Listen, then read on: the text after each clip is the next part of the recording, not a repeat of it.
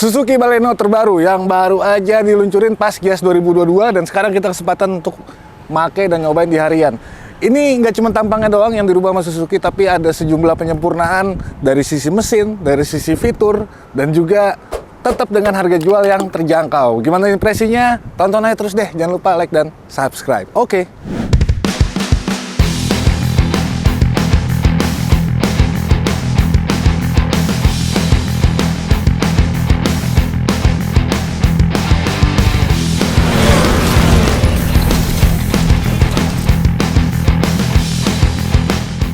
Gue suka banget nih sama desain barunya ini ya. Jadi kalau misalnya yang sebelumnya itu kan di bagian depan itu banyak aksen-aksen kosong, jadi terlalu polos gitu. Nah sekarang beneran dijawab sama Suzuki, dia pakai grill yang lebih lebar. Terus di bagian bawahnya juga tetap minimalis, tapi lips-lipsnya, terus bagian fog lampnya, ini aksen silvernya, ini semuanya bikin dia tuh jadi lebih sporty gitu ya. Belum lagi sekarang lampunya juga baru, dia udah pakai proyektor. Walaupun lampu sennya masih bohlam, tapi di sini udah ada DRL yang 3 titik kayak gini, itu kalau misalnya lagi nyala itu cakep banget cuy, apalagi kalau misalnya malam. Nah sekarang kita lihat bagian sampingnya. Nah bagian sampingnya sebenarnya ini masih sama aja, dia tetap pakai pelek ring 16 ya. Nah cuman di bagian spion ini sekarang udah bisa kelipat otomatis kalau misalnya mobil dikunci gitu, jadi udah langsung ini ya kayak mobil-mobil kekinian lah. Sementara sisanya minimalis saja, kayak sini aksen chrome, terus di bagian handle pintunya juga kayak gitu. Gak ada isu sebenarnya di bagian samping, dan bagian belakang kita coba lihat ada perubahan apa. Nah ini nih bagian belakangnya, gue juga ini suka. Jadi dibikin lebih simple, lebih semok ya, dibikin bulat kayak gitu, nggak banyak aksen-aksen kayak yang model sebelumnya. Di bagian lampunya ini ada detail, dia sekarang sampai ke sini nih, sampai di atas tulisan Baleno-nya. Terus bagian bumpernya juga dibikin lebih minimalis, dan ini justru malah bikin tampilan belakangnya jadi lebih kece ya.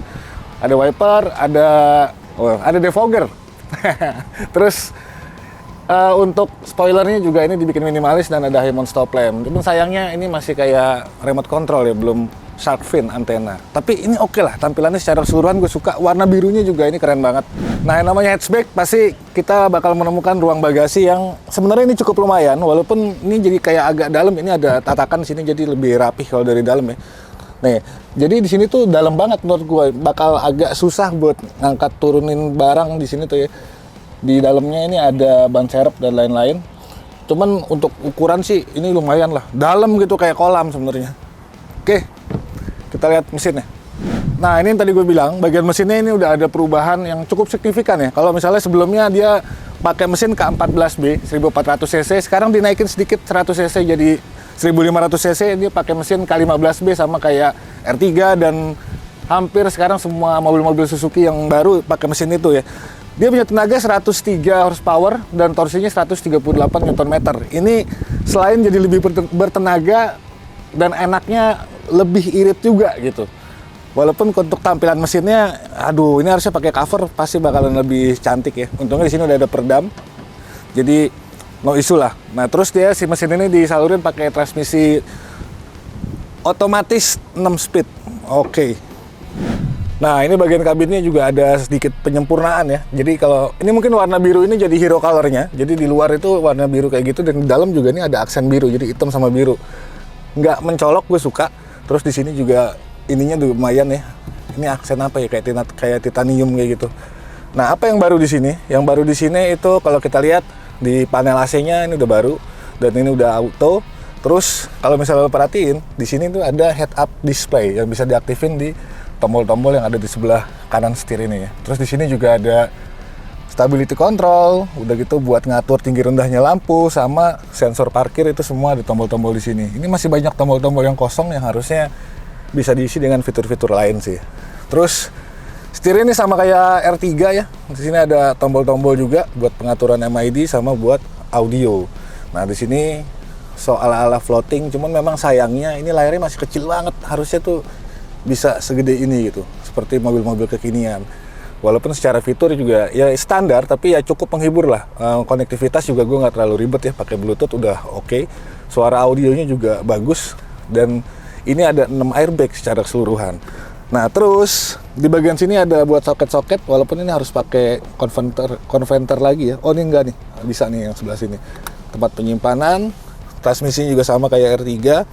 Nah ini juga nih harusnya untuk mobil-mobil sekarang, apalagi Baleno itu juga banyak dipakai buat cewek-cewek gitu, bakal lebih cantik, bakal lebih praktis kalau misalnya pakai electric parking brake sebenarnya.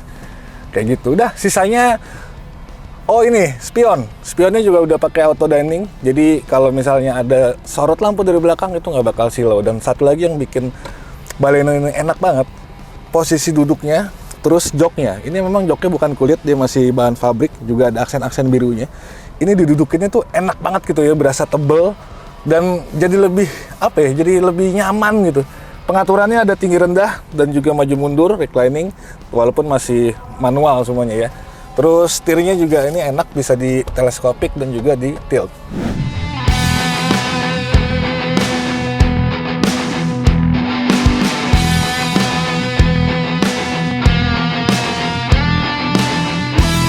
Nah, sekarang kita bicara soal impresi berkendara. Tadi yang gue bilang, dengan adanya mesin baru, ini tarikannya itu jadi lebih ngejambak gitu ya. Karena kalau yang sebelumnya yang gue rasain yang K14B itu cuma ngincer iritnya doang. Jadi mesin tuh kayak ada ketahan. Kalau ini, tuh kamera aja sampai goyang. Ini beneran enak. Dan dia tuh halus gitu, perpindahan giginya halus. Gue suka sih. Dia nggak terlalu agresif secara performa gitu, tapi berasa ini lebih bertenaga. Dan harusnya jadi lebih irit konsumsi bahan bakarnya. Gue pakai sehari-hari itu sekitar 13-14 km per liter. Itu cukup lumayan sih untuk mobil-mobil sekarang gitu ya. Udah gitu handling masih tetap menawarkan handling yang sama kayak yang sebelumnya. Agak cenderung kaku, lincah gitu ya.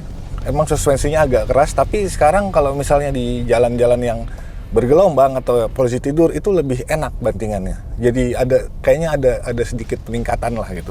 Ketimbang yang model sebelumnya kan beneran kaku banget kayak mobil sport gitu.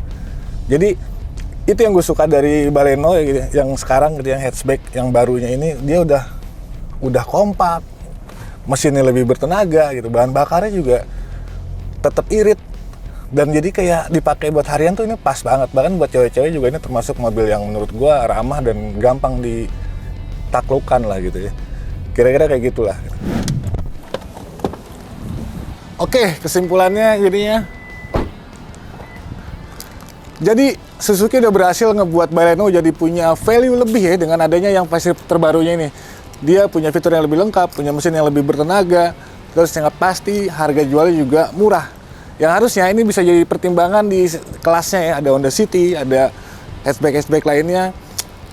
Aduh, ini masih bisa gue bilang sebagai hatchback yang value for money banget untuk di Indonesia. Nah, kalau kalian punya komen-komen juga, sampai nanti di kolom komentar. Sampai jumpa di video selanjutnya. Gue pamit. Peace. Bye.